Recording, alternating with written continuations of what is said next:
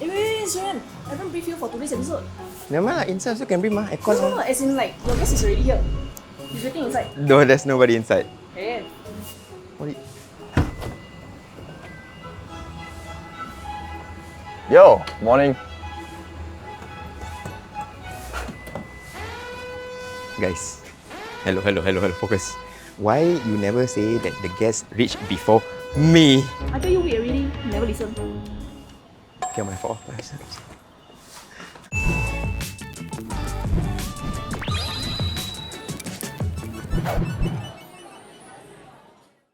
Well, there you have it. You can see the guest is already waiting beside me. He can eat copious amounts of food while still staying in this very lean and athletic size. He is also the largest food YouTuber in Singapore. He is none other than Mr. Zermatt Neo! Oh, thanks for having me though. Of course, dude. We've been waiting for a long time to have you. But not to worry. Today in Chow, we're gonna eat small amounts of food. No more challenge. It's okay. Today is like my off day. Off day? Yeah. Okay, again. Off day, eat less. Never mind. We're gonna eat fancy, fine dining food. So the food is all in really cute little aesthetic sizes. Wait, so we're gonna tapao like fine dining food to the car. Taobao fine dining food without even leaving the car. Oh wow. It's a fancy car. I don't even want to leave the car. Yeah, it's very cozy. I don't want to leave as well. But before that, we'd like to thank the sponsor for today's video, Sime Motors, because they've hooked us up with this amazing DENZA D9. It's a premium 7-seater luxury electric MPV where I'm not too familiar about the features, but my Gen Z intern knows. Designed for ultimate comfort, the DENZA D9 comes complete with an ultra-spacious interior and a panoramic sunroof. Passenger princesses will love the second-row ergonomic massage seats, which offer 10-way electric adjustments and 6-way adjustable sleeping headrests. Perfect for relaxing while enjoying a snack. Can you actually feel the massage chair? Yes, I can feel it. And I feel like, right, I will be able to sit in this car for really long. Essentially, you can adjust the seat rest, right? And then you can just... Good night, everyone. If you're feeling too hot, right, you can turn on the ventilation for cold air. You can also customize entertainment and seat settings using personal LCD control panels, all at your fingertips. And because we're foodies, the built-in smart cabin fridge is a total game changer. It keeps desserts cold and hot food warm, and even comes with a forgotten item reminder. Super convenient for us on set. This car is damn cool, bro. From the sunroof, and you can play music. You can do it all by yourself on your personal LCD screen. Super cool. So, should we get out of the car? No. Alright, Zermatt. Yes. You eat for a living. But like, do you actually enjoy food? Or is it just a job or like a sport? I do. I film so many videos, right? Not every video is really like those full-blown challenge where I'll be eating very quickly and all. So some videos like, I really do enjoy food. Like, there are moments where I get a little bit burnt out. But most of the time, right, I am very, very happy like, with what I do. As you eat that much amount of food, right, do you actually try to keep extra fit? I don't try to keep extra fit. Like on regular days, right, usually I eat at home. I just cook up my own food and I do enjoy this kind of days. On days like that when I'm out with friends, I probably will be eating, but definitely not anywhere close to like during shoots at all. Typically, I would just do a like 20-24 hours fast before the shoot and 20-24 hours fast after a shoot.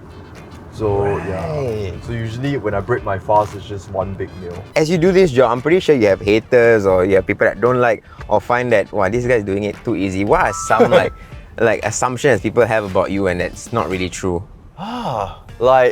People always assume that I can do this every single day. That's not true. It doesn't make sense. One shoot, typically, I would need to take anywhere from 2 days to 3 days before I can do another shoot like that. I need to sort of get my weight back and also like balance off all the calories before I jump on to the next one. So it's really a lot of heavy dieting, a lot of excess cardio in between shoots. I see. If not, I'll probably get into a bunch of health consequences. As we talk about looking back, was there ever a dish or is there even a dish that makes you look back like, wow, this is a really nice memory? Oh, there are many though. My team suggested me to eat this thing called nasi jenangan. Nasi jenganan. Jenangan, yeah, that's the one. Yeah. So when I look at it, I'm like, you sure this thing is gonna taste good?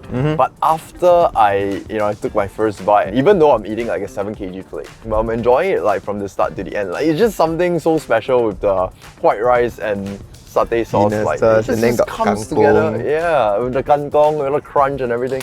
Oh, just so good. As you eat these huge amounts of food, do you think is there any other like creator or any other person in your space that can match up to you? I mean, years ago, yeah, there are people that can compete with me. But as of now, I don't think anyone is close. Prove me wrong. I would love to see a competitor soon. I think right now we are near our location. And what's our first location? It is called Espoir. Yeah, it's fine dining. It's also halal, right? Yes. Usually, if Google reviews are flooded with many reviews and the stars are above like 4, chances are the restaurant is going to be pretty decent.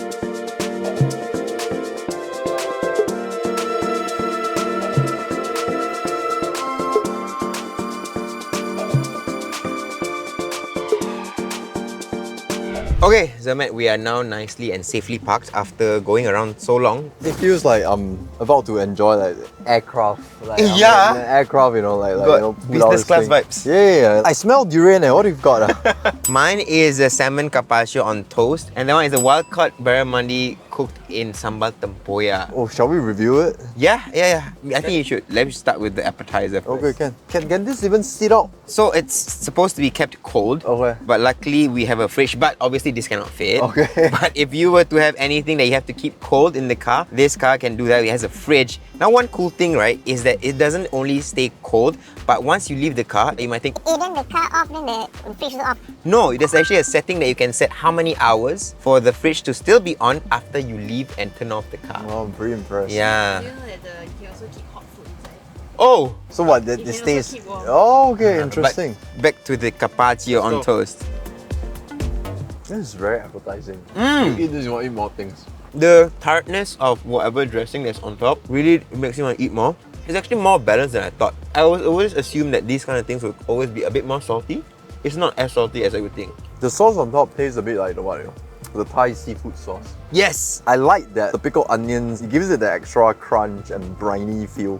And it also cuts the seafoodiness of the salmon, in all honesty.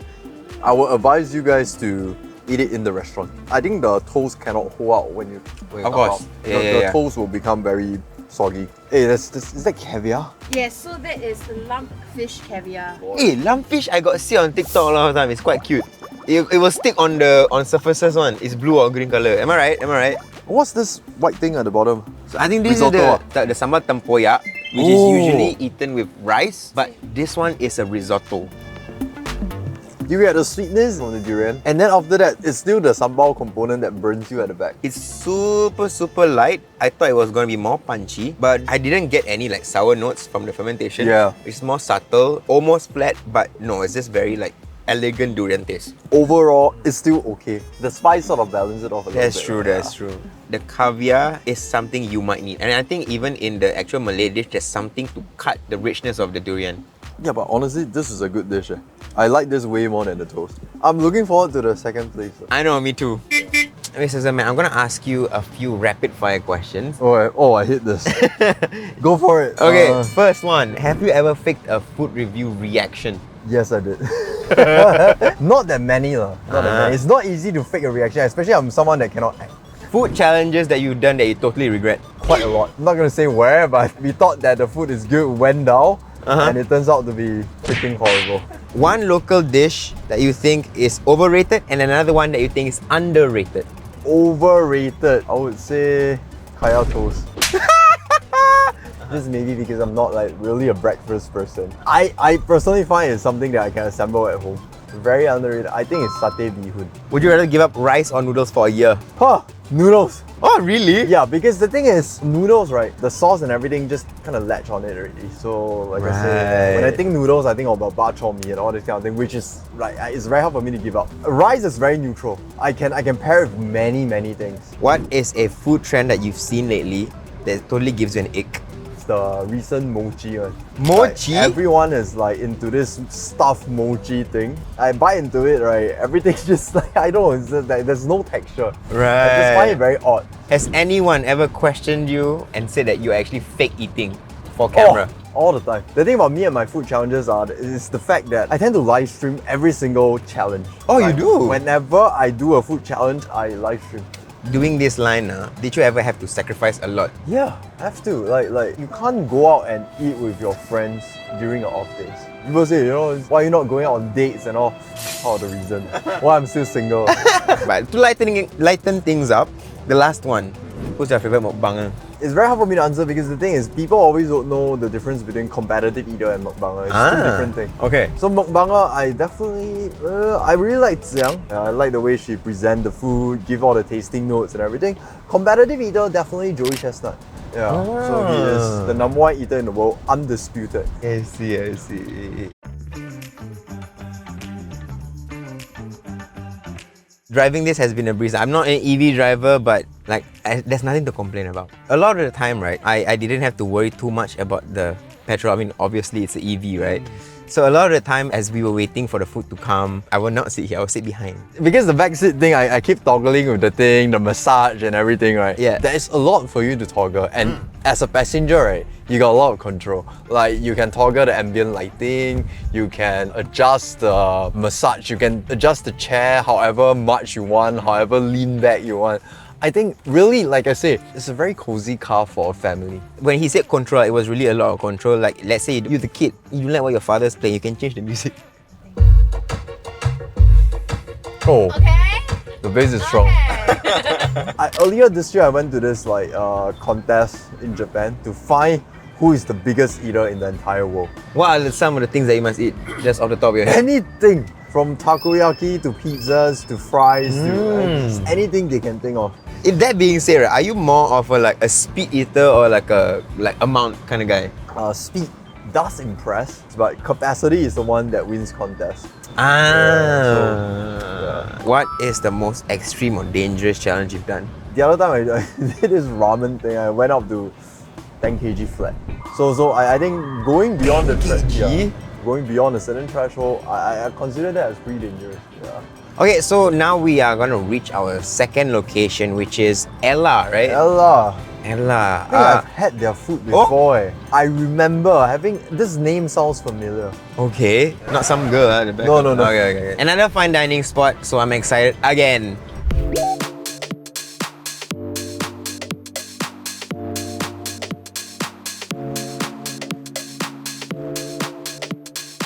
We have food from Ela. Ela, yeah. But they also provided us some dessert, which I think we should begin first. Eat dessert first, Yeah, because got ice cream, bro. Okay, let's go. Just as you guys were taking this, I was just resting here on the massage or on the aircon. Then I fell asleep, yeah. When I woke up, where am I?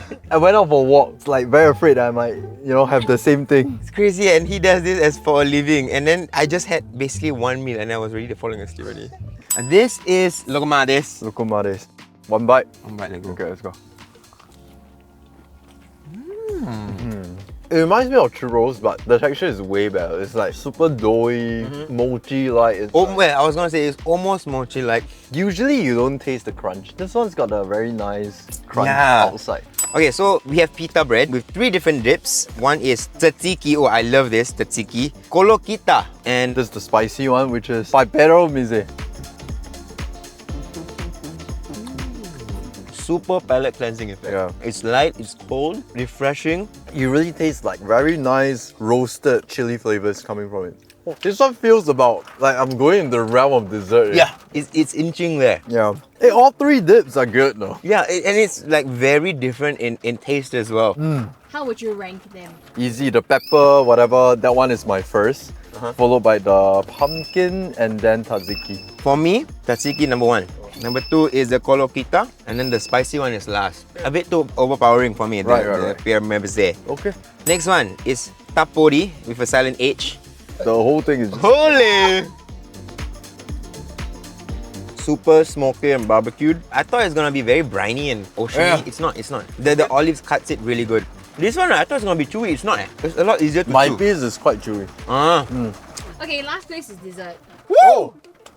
Zermatt, you've done this whole eating content and food content thing for a while now. Yes. What would you want people to remember you aside from the guy who eats a lot on camera? Oh, okay. Just someone that is also into nutrition. More as a content creator than just the guy that eats a lot on camera. Okay, because fair content enough. creating is so vast, you see. Like there's so much you can do.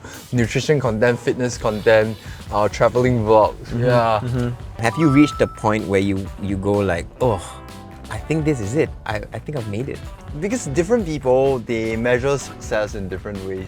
So for me, right, I do have certain milestones that I want to hit, like being maybe one of the best in Southeast Asia, to hit a certain milestone, maybe on YouTube. So I wouldn't say I'm very successful, but success in my own terms, I think I'm good enough. And everything after this are just like bonuses and Yeah, blessings. just bonuses. Yeah, I mean, I could live my life like that. Happy with this, Yeah, huh? happy with this. Like, being able to wake up and then do what I enjoy doing. This Right. is really a big thing for me. Yeah. Okay. Very wholesome. Last question of the day. Once this is over, right, have you ever had any thoughts of doing like F&B? I have this dream of like owning maybe like a hawker store or something. Yeah. Even if maybe I want to collab with a brand to do an F&B, it needs to be something that I have conviction in. Yeah. We are actually very near to our last stop. We're reaching it here. We are actually reaching. Is this magnificent cheesecake tart that I never knew you could Oh, put it's a this. tart, ah? It's a tart. Oh, okay. Funny story about this one. I'll tell you later when we reach.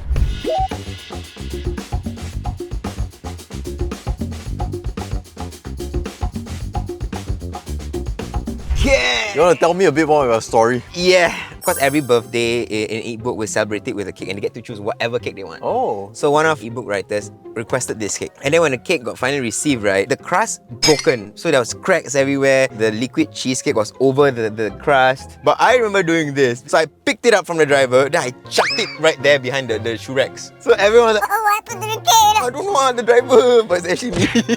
Yeah, at least he's being honest in front of the camera. Yeah, see, now the whole world knows. This was what it was supposed to look like Oh. that time. Okay. Ooh, see how liquidy it was. Ooh. Oh, wait, look at that. This might be the best cheesecake I've had Hell yeah! all my life. It's not the whole cake is gluey, yeah. There are some parts that's a bit more firm. Yeah. And then the middle is very liquidy. This one really hits. Like, it's not that sweet. Correct. And there's that saltiness to complement. And the ratio of this biscuity tart thing, right, it's just nice. Oh my god, this one looks like they put a mini cheese wheel here. I feel like it's the actual brie. His eyes open the biggest today. Oh, there's a lot going on. The brie cheesecake is very mild. It's more creamy, more decadent almost. And I get why you need the apricot to cut the richness. The way they execute, it brings out that funkiness that you mentioned, yeah, right? yeah. With the sweetness, and it sort of like contrasts each other very nicely. Yes. Very nice. This one very nice. Guys, it's pulled out straight from Tom and Jerry. It's getting funkier. Yeah, this is very deep. This is like almost like a savory cheesecake. It has a nutty attribute about it as well. Not for the faint of heart. This one actually has the blue veining, which is Bit scary. yeah.